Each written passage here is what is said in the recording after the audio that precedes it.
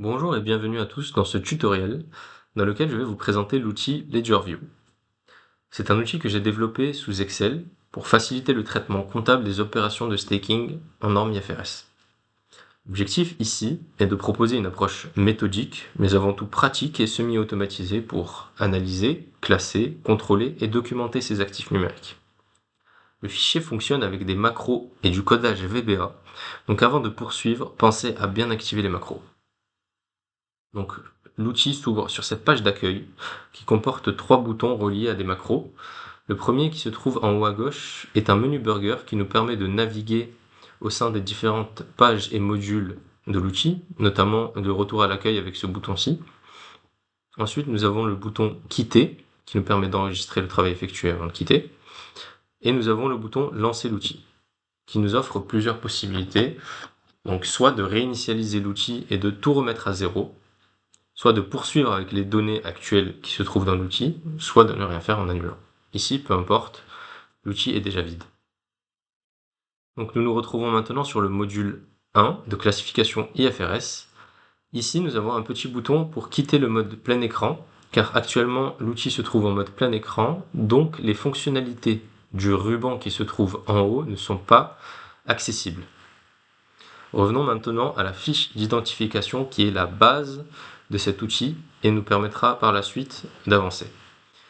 Donc ce bouton ajouter un actif nous permet d'ouvrir un user form qui nous permet d'ajouter un actif. Pour ce tutoriel, nous allons prendre un exemple sur l'Ethereum par exemple. Pour le nom de l'actif, on peut choisir n'importe quel nom selon la typologie que choisit le client. Mais ici, pour l'exemple, on va juste prendre le nom de l'actif, du token. Le symbole, c'est ETH. Le type de l'actif, c'est un coin. Le protocole blockchain, c'est une information que l'on peut retrouver sur Internet. C'est Ethereum Mainnet. Le réseau, ici, le client a acheté sur Kraken. La date d'acquisition, on va dire que c'est le 15 janvier 2024. La valeur d'acquisition à cette période, l'Ethereum était à 22 200 euros. Le volume détenu, 105. La devise, en euros. Et ensuite, nous avons le CoinGecko ID. Le CoinGecko ID qui est généralement le même que le nom du token et l'identifiant qui permet à Excel, à travers une API, d'aller rechercher toutes les informations actuelles, c'est-à-dire cours de marché, variation au cours des dernières 24 heures, historique sur les 12 derniers mois, et tout ça grâce à une API, et donc se fait en automatique. Donc une fois qu'on appuie sur enregistrer, des messages box s'affichent nous informant de l'avancement. Donc cours mis à jour, historique mis à jour également, et actif enregistré. Le user form que l'on a renseigné précédemment nous a permis de créer ces différentes bulles. Donc ici nous avons les informations générales concernant l'outil, concernant l'actif, et ici nous avons les informations sur le cours de marché. Qu'on peut actualiser avec ce bouton-ci, ce qui nous donne le cours de marché actuel, la source CoinGecko, la variation au cours des dernières 24 heures, la devise en euros et la date de dernière mise à jour. Ici, nous avons l'historique des variations au cours des 12 derniers mois. Et la macro précédemment lancée a permis aussi d'ajouter 4 boutons. Ici, le bouton ajouter un actif qui nous permet de rouvrir le même user form. Ici, on a un bouton à modifier un actif qui nous permet directement de nous rendre sur la table et de modifier les données que nous avons précédemment renseignées. Donc on retourne sur le module 1 et ici nous avons des boutons précédents et suivants qui nous permettent de changer de carte en fonction de l'actif.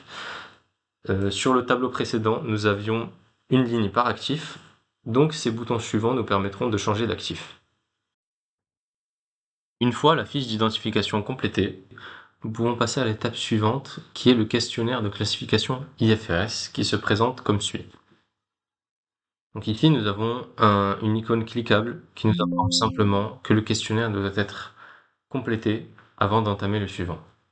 Ensuite, nous avons une list box en ActiveX qui regroupe et liste l'ensemble des actifs renseignés à l'étape précédente. Dans notre cas, nous n'avons renseigné que l'Ethereum, donc c'est assez simple. Ensuite, ici, nous avons un bouton réinitialiser qui permet de remettre à zéro le questionnaire. Donc, le questionnaire IFRS suit une logique conditionnelle, c'est-à-dire qu'à chaque question répondue, une nouvelle apparaît jusqu'à détermination de la classification comptable. Donc, dans notre cas, nous n'allons pas répondre au questionnaire pour cet actif-là, mais nous allons simplement montrer une des fonctionnalités supplémentaires de cette partie. Ici, en classification IFRS 9, c'est-à-dire en instrument financier, nous devons déterminer si les flux contractuels sont uniquement composés de principal et d'intérêt. Et pour ce faire, nous devons procéder à un test SPPI. Donc ici, nous avons une icône cliquable qui nous demande et qui nous suggère de procéder à un test SPPI. En cliquant sur OK, un fichier va être créé et ouvert et enregistré dans le même dossier que celui où se trouve l'outil. Une fois le test généré, il s'ouvre et s'affiche. Voici comment il se présente. Donc dans la première partie, nous avons la définition des objectifs du test, les instructions pour remplir le questionnaire et les résultats du questionnaire. Donc voici comment le test SPPI se présente. Nous avons des questions-réponses, des questions en B et des réponses en C et D.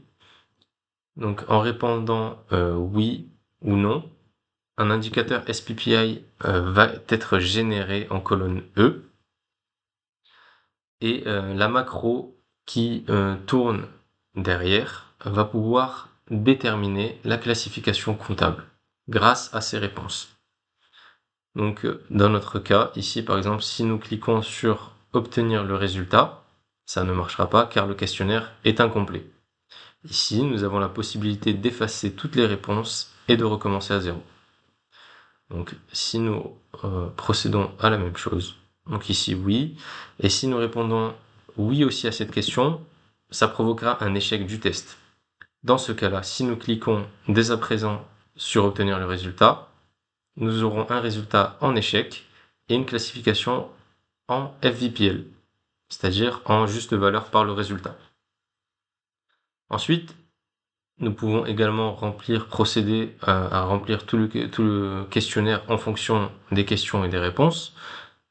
Si le test SPPI est réussi, c'est-à-dire qu'il n'échoue pas, nous devrons procéder à un business model assessment, c'est-à-dire que nous devrons déterminer le business model de l'entité sur le portefeuille en question. C'est-à-dire s'il y a trois possibilités. S'il est détenu uniquement pour collecter le capital et l'intérêt. Deuxièmement, s'il est détenu uniquement pour collecter le capital et les intérêts, mais aussi pour vendre. Et le troisième modèle économique, c'est ni l'un ni l'autre, tout simplement. Donc ici, c'est le même système que la feuille précédente. Nous répondons aux questions, une nouvelle question s'affiche jusqu'à détermination du résultat. Les mêmes deux boutons ici fonctionnent et s'appliquent.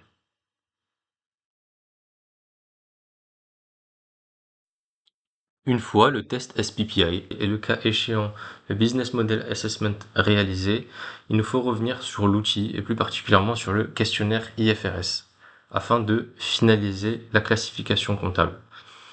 Donc dans notre cas, dans notre exemple, supposons que le test SPPI n'a pas été concluant et que le test SPPI a donc échoué.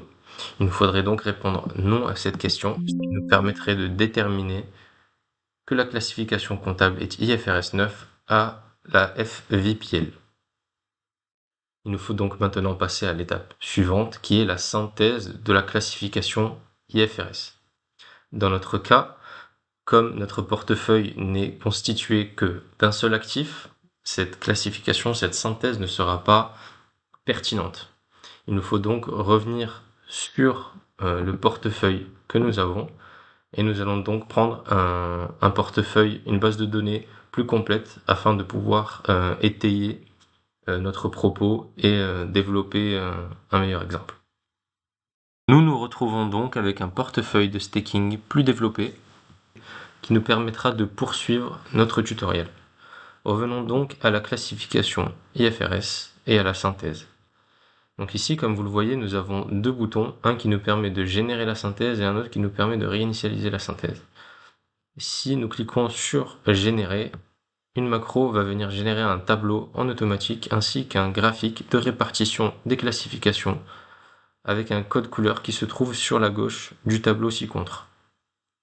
Dans ce tableau, nous voyons le nombre d'actifs ainsi que le nom des actifs classés en IFRS 9 et selon toutes les autres classifications possibles et déterminées grâce au questionnaire.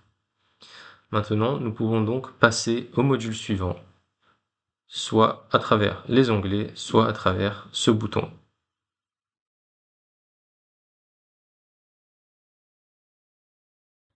Nous nous retrouvons donc dans le module 2 qui présente 8 outils distincts que nous allons présenter un par un. Donc le premier est le générateur automatique de documentation sur la classification. En cliquant sur générer, nous pouvons choisir via un user form les actifs concernés. Donc dans notre cas, nous allons sélectionner tous les actifs, ce qui va générer un fichier Excel et le sauvegarder dans le même dossier que celui où se trouve l'outil actuellement. Donc le fichier se présente comme suit, un onglet par actif et un sommaire avec un menu cliquable pour nous retrouver dans chaque documentation d'actifs. Nous avons ensuite la possibilité d'ouvrir une bibliothèque normative intégrée qui regroupe l'ensemble des références IFRS nécessaires à la justification des traitements comptables adoptés. Nous avons ici un bouton de retour au module 2 et voici. Ensuite, nous avons la possibilité d'ouvrir un journal de décision automatisé. Ce journal de décision automatisé nous permet de vérifier l'ensemble des actions qui ont été effectuées sur le fichier. Ensuite, nous avons la possibilité d'ajouter des commentaires par actif. Par exemple, ici, nous pouvons ajouter un commentaire. Nous avons la possibilité d'ouvrir la feuille ou de la laisser cachée. Voici. Donc nous retournons au module 2. Et maintenant, nous pouvons effectuer la saisie des récompenses. Donc chaque actif en staking génère des récompenses périodiques et nous pouvons les renseigner dans l'outil à travers cet outil. Donc nous pouvons saisir une récompense en cliquant sur non ou simplement ouvrir la feuille en cliquant sur oui. Donc nous allons saisir une récompense. Nous sélectionnons l'actif pour lequel nous souhaitons renseigner la récompense, la date. Nous allons par exemple la date d'aujourd'hui. OK. Le montant, 1000 euros par exemple. La devise en euros et une note optionnelle que l'on peut laisser vide. Donc, et voici. Une fois que la récompense est renseignée, il faut également la classifier. Donc un questionnaire automatique est généré et nous permet de déterminer la classification de cette récompense. Donc là, par exemple, nous allons la classer en LVOCL. Et voici. Voici la feuille des récompenses. Donc nous retournons au module 2. Nous avons ici la possibilité d'effectuer des tests de dépréciation à une date donnée. Pour cela, il s'appuie sur deux macros. Donc la première qui permet d'afficher les cours à une date donnée et la deuxième qui permet d'effectuer des tests de dépréciation à cette même date. Donc nous allons procéder à l'affichage des cours de clôture. Macro que j'ai déjà lancé au préalable car elle peut mettre un certain temps avant d'actualiser les cours car elle se base sur une API gratuite. Voici, maintenant nous avons un compte rendu des lignes qui ont été mises à jour. On a bien 0 partout car tout est déjà à jour. Et on a les cours qui s'affichent à la date du 31/12, les cours et le statut OK ou il peut être en erreur HTTP si l'API a bugué. On revient donc au module 2, et maintenant on peut lancer les tests de dépréciation en cliquant sur cette macro.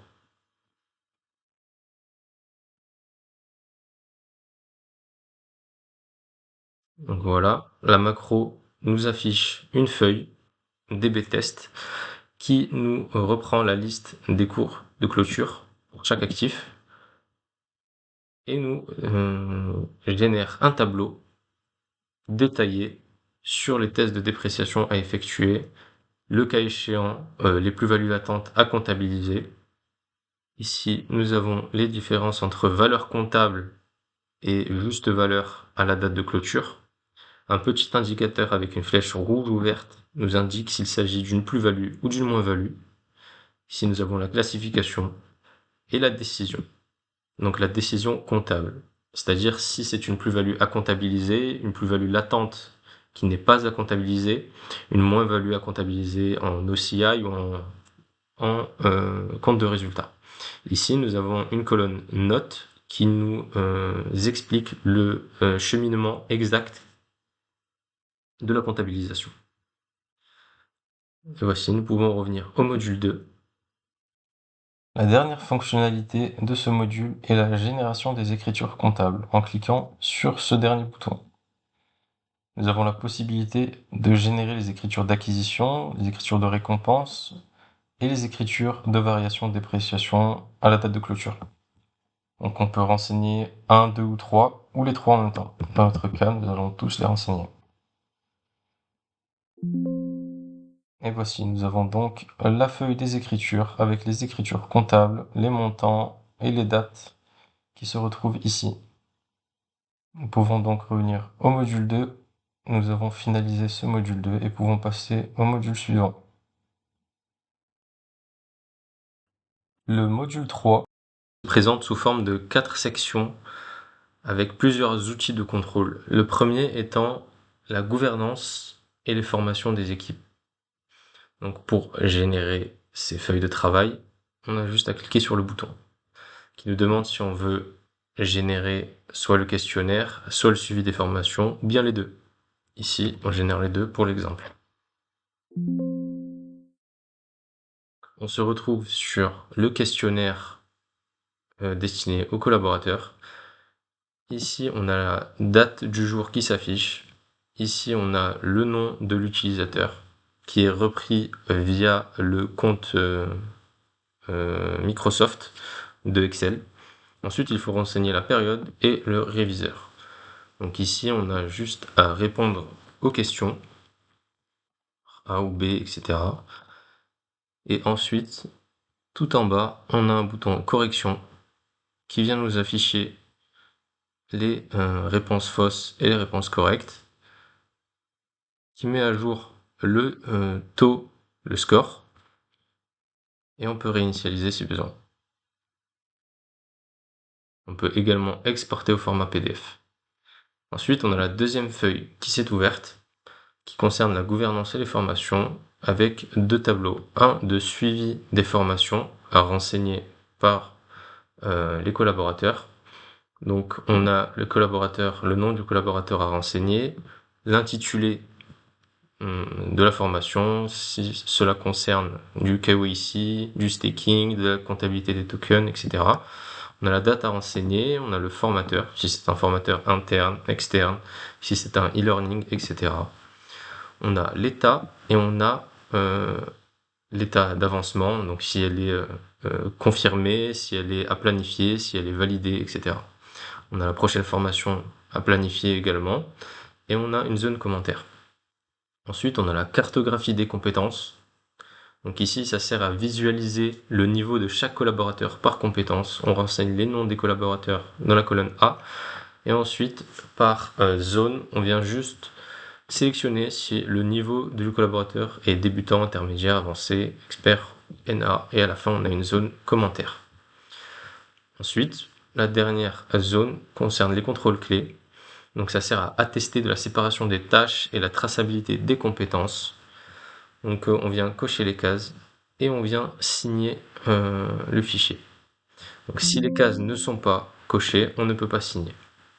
Et si on coche les cases, la signature se fait en automatique et est validée par Excel.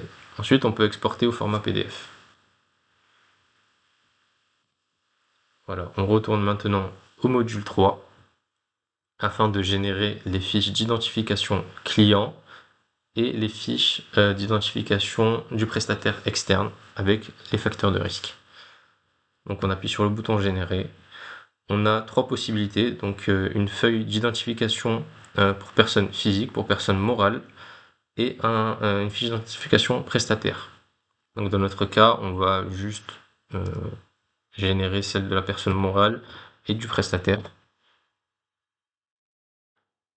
Et nous voici donc avec la fiche d'identification personne morale avec le même système que précédemment. Pour la ligne responsable de mission, le nom est directement renseigné avec le user de Microsoft. Pareil pour la date, elle prend la date d'aujourd'hui. Ces données peuvent être remplacées manuellement.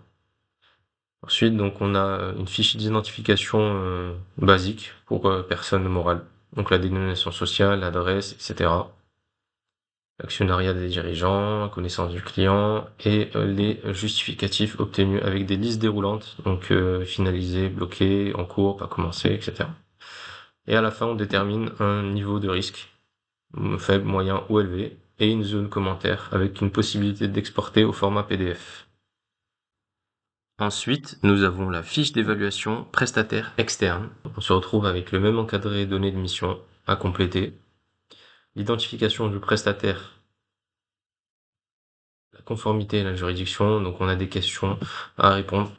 Juridiction européenne, si le prestataire est enregistré PSAN, etc. Donc toutes ces cases sont à remplir. Et à la fin, on doit déterminer le niveau de risque du prestataire, faible, moyen ou élevé, avec une zone de commentaires, et encore une possibilité d'exporter au format PDF. L'outil LedgerView comporte aussi un dispositif de conformité NPLAB que l'on peut générer en cliquant sur le bouton. On a la possibilité une nouvelle fois de générer une ou plusieurs feuilles. Nous sélectionnons les trois pour notre exemple. Donc voilà. Le premier test avec toujours le même système, données de mission encadrées à compléter. Donc ce test a pour objectif de fournir une piste d'audit en 3 volets afin de démontrer la conformité et l'intégrité des enregistrements en remplissant et en complétant les tests ci-dessous. Une fois complété, on a la possibilité d'exporter au format PDF. Même système pour le deuxième test, qui a pour objectif de garantir que les contrôles réalisés permettent d'attester la fiabilité des informations financières, avec différents tests à réaliser ci-dessous. Une fois complété, on a une nouvelle fois la possibilité d'exporter au format PDF. Et pour finir, le dernier volet de ce dispositif de contrôle est un contrôle qualité, l'ABFT, en version allégée, destiné au chef de mission qui peut effectuer les vérifications associées et compléter les zones de statut et de conclusion avec une possibilité d'ajouter des commentaires. Une fois cela finalisé, on a une nouvelle fois la possibilité d'exporter au format PDF. On revient sur le module 3 avec le dernier volet qui consiste en une feuille de suivi des incidents. Cette feuille de suivi des incidents permet de stocker tous les incidents reliés aux actifs au portefeuille. On a la possibilité d'archiver les incidents clôturés et d'exporter au format PDF la feuille. On a maintenant complété le module 3 qui est à dissocier des autres modules. On peut maintenant passer au module suivant qui est le module de tableau de bord. Ce module de tableau de bord affiche différents KPI que l'expert comptable ou l'utilisateur peut utiliser dans un compte rendu de fin de mission ou afin de présenter le portefeuille et ses différentes caractéristiques.